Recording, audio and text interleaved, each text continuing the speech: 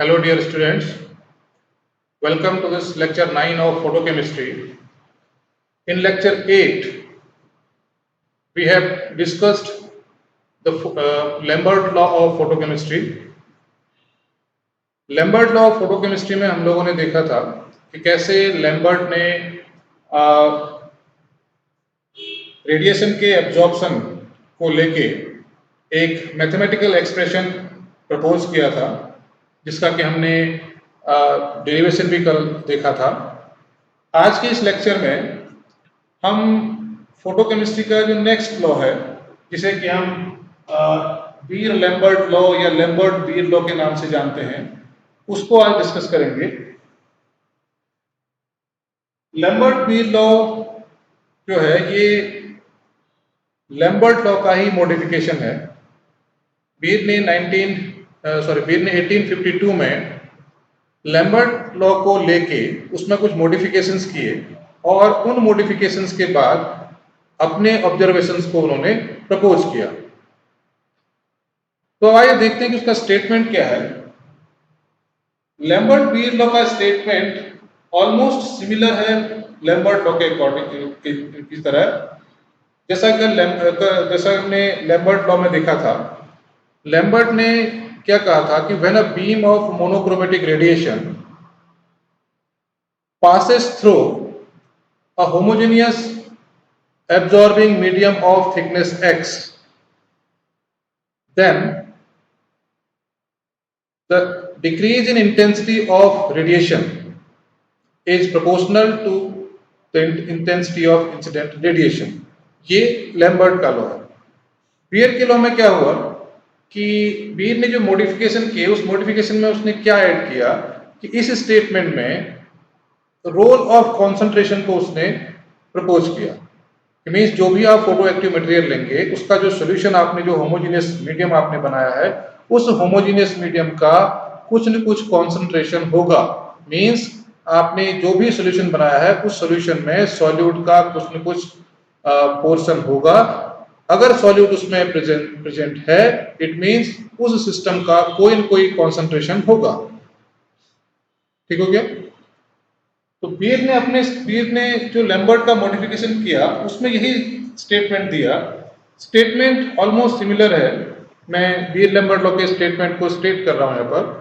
According to Beer Lambert law, when a beam of monochromatic radiation passes through a homogeneous absorbing medium of thickness x, then the decrease in intensity of radiation is proportional to the initial intensity of radiation as well as the concentration of solution और concentration of medium।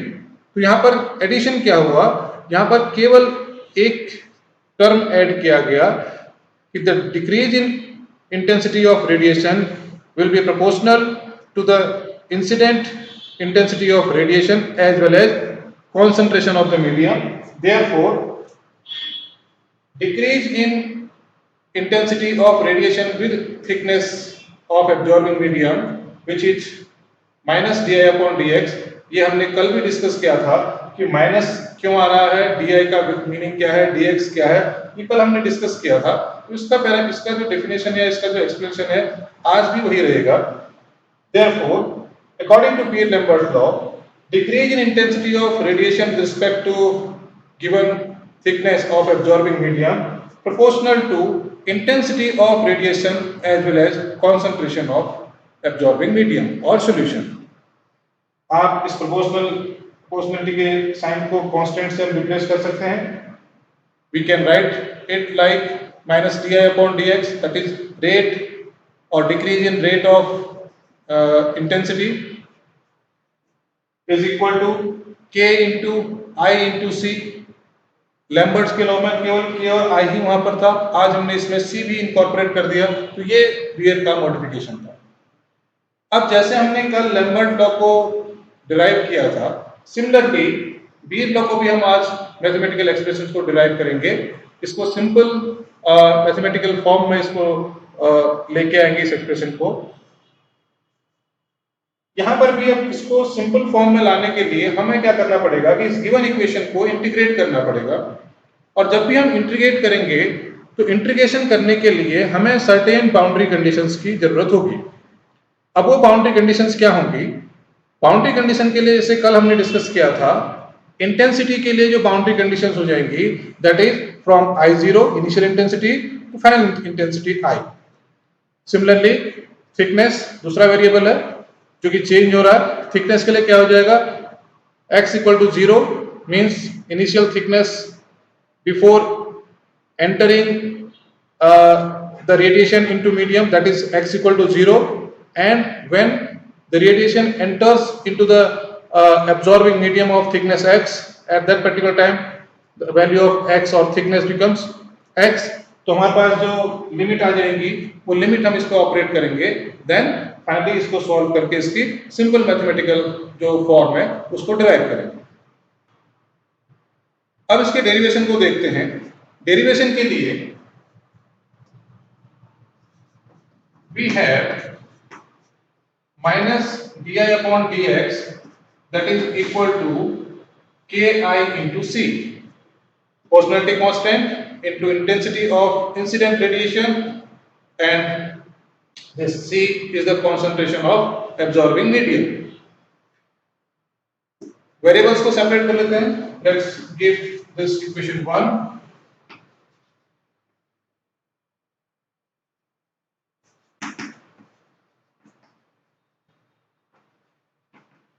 Separating the variables, same variables को एक साथ रखना है। Minus di upon I that is equal to k into c into px, say equation 2। okay, now operating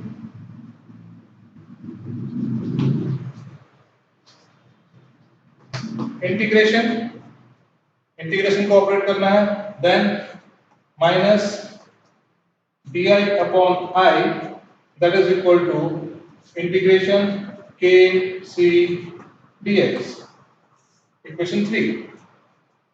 clear? Next step क्या था? Next step था operating the limit और boundary condition. इस पर हम बाउंड्री कंडीशन को अप्लाई करेंगे।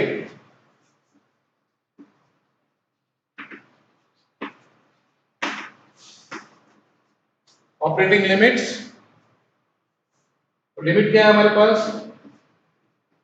I0 to I di over I equal to x equal to 0 to x equal to x k c dx। ये हमने लिमिट को ऑपरेट कर दिया। प्रीवियस क्लास में हमने देखा था कि जब हम लैम्बर्ट लॉ को डिस्कस कर रहे थे, 1 अपॉन I di इसका जो इंटीग्रेशन होता है या 1 अपॉन x dx का जो इंटीग्रेशन होता है वो होता है ln x। ओके, यहां पर क्या हो जाएगा? ln I on integrating it, this is ln I limit I0 to I, clear, equal to k and c both are constant because concentration value constant होगी क्योंकि आप सॉल्यूशन को पहले फॉर्म कर रहे हैं, सॉल्यूशन को पहले प्रिपेयर कर रहे हैं और उस सॉल्यूशन को में एब्जॉर्प्शन को देख रहे हैं। तो कॉन्सेंट्रेशन आप पहले प्रिपेयर करेंगे, इसलिए कॉन्सेंट्रेशन का जो वैल्यू होगा गिवन होगा वो कांस्टेंट होगा। ओके, अगर मैं इसको भी वेरिएबल बनाता हूं तो फिर कैलकुलेशन करना थोड़ा इजी नहीं रहेगा। Therefore c constant, k constant, k c 1 into dx क्या हो जाएगा? x, ठीक हो गया? x लिमिट ऑपरेट हो जाएगी x equal to 0 to x equal to x। Similar working है जैसा आपने प्रीवियस डेरिवेशन में देखा था। लिमिट को जब ऑपरेट करेंगे तो माइनस साइन लिखेगा, minus ln I minus ln I zero, okay, that is equal to kc into x, ठीक है। पहले ये ऑपरेट होगी x माइनस जीरो, x से रहेगा k into C into x,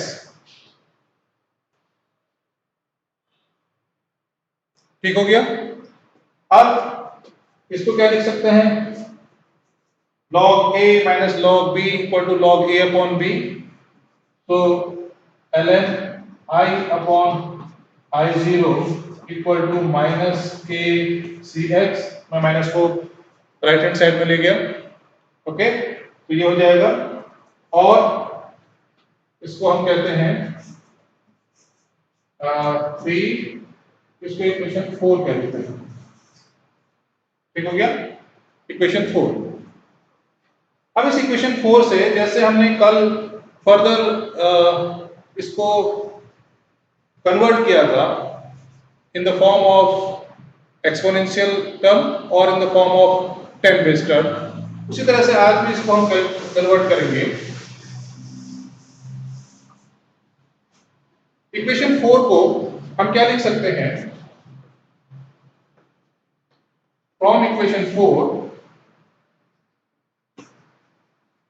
we have I minus I zero that is equals to e raised to power minus k c x, clear. ये c जो होगा बच्चों, ये स्मॉल c होगा, ध्यान में रखिएगा, कैपिटल C का मीनिंग अलग होता है, स्मॉल c कॉन्सेंट्रेशन के लिए लिखा जाता है, ये स्मॉल c है कॉन्सेंट्रेशन के लिए, ओके।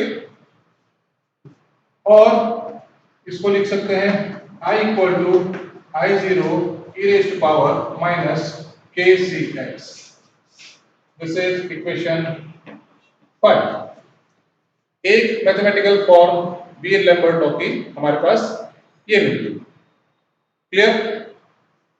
जैसा हमने पिछली क्लास में किया था, इक्वेशन 4 को हम ये ई बेस में कन्वर्ट किया, हम इक्वेशन 4 को ही हम 10 बेस लॉग में कन्वर्ट करेंगे, तो यहां पर फिर से लिख सकते हैं from equation 4 we can have, क्या हो सकता है,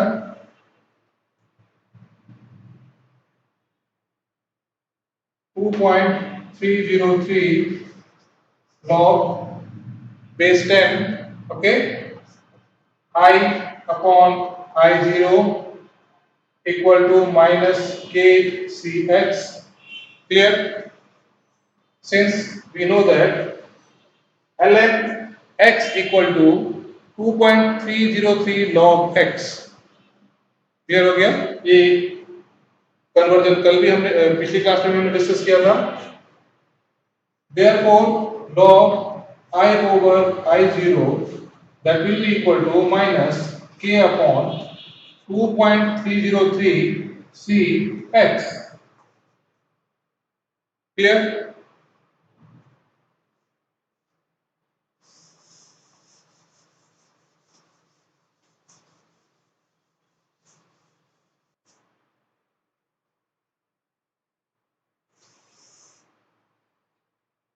This k over 2.303, ये वैल्यू क्या कहलाती है, ये वैल्यू कहलाती है एक्सटिंक्शन कोफिशिएंट।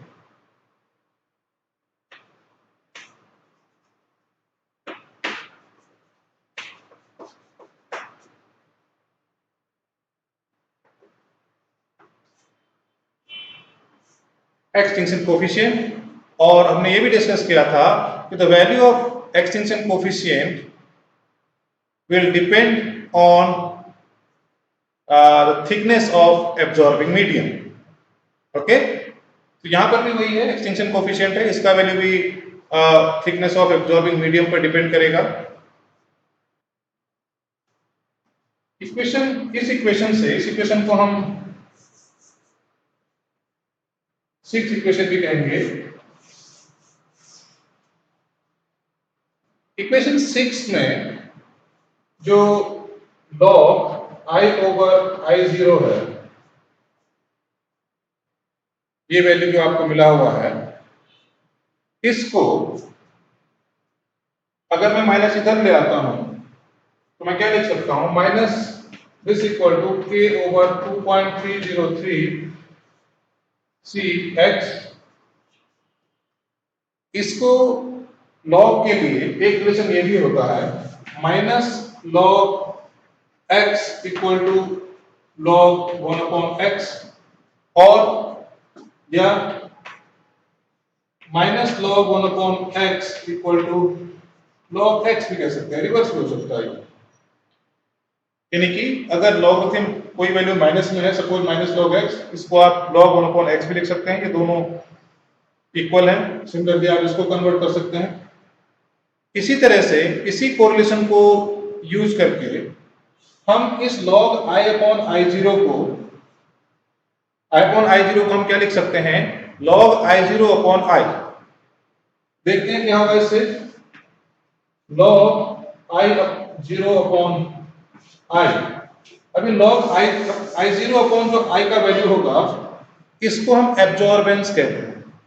यह है एब्जॉर्बेंस, ठीक है, is equal to k upon 2.303 c into x. Clear?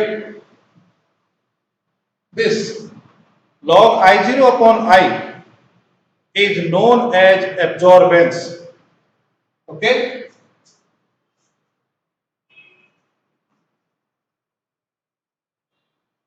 Known as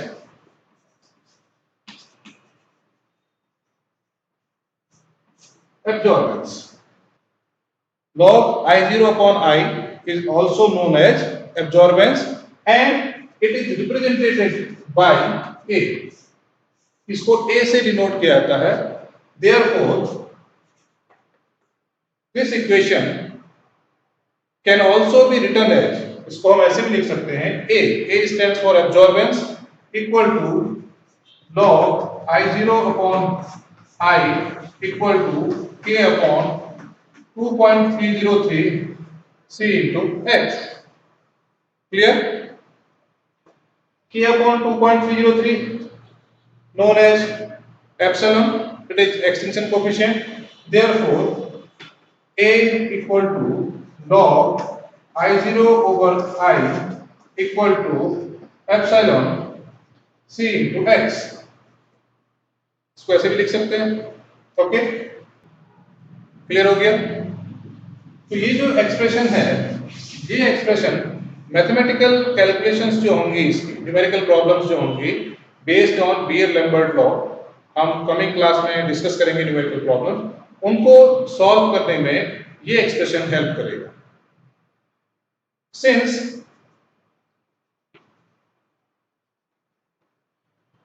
absorbance and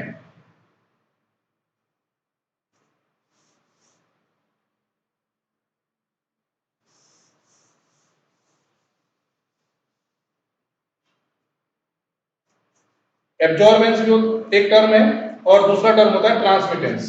देखते हैं,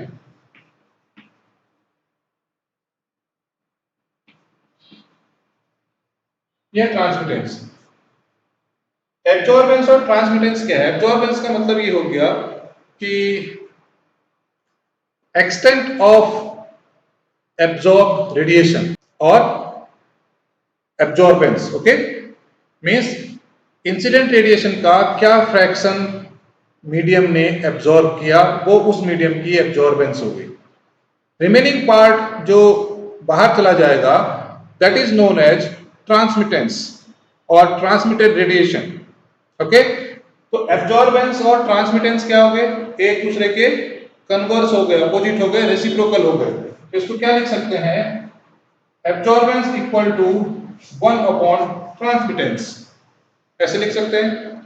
अब एब्जॉर्बेंस के लिए हमने ये देखा था, एब्जॉर्बेंस जो था हमारे पास A equal to log I0 upon I का वैल्यू था। अब मुझे अगर इसे ट्रांसमिटेंस में कन्वर्ट करना है तो क्या करना पड़ेगा? ट्रांसमिटेंस के लिए लिखना पड़ेगा मुझे T, ट्रांसमिटेंस को हम T से डिनोट करते हैं। Therefore, if I have to write this in terms of transmittance, then T equal to 1 upon A, transmittance equal to 1 upon absorbance और absorbance equal to 1 upon transmittance. Okay, therefore we can write transmittance equal to 1 upon log I0 upon I. और इसको कैसे लिख सकते हैं? Transmittance equal to log I upon I0.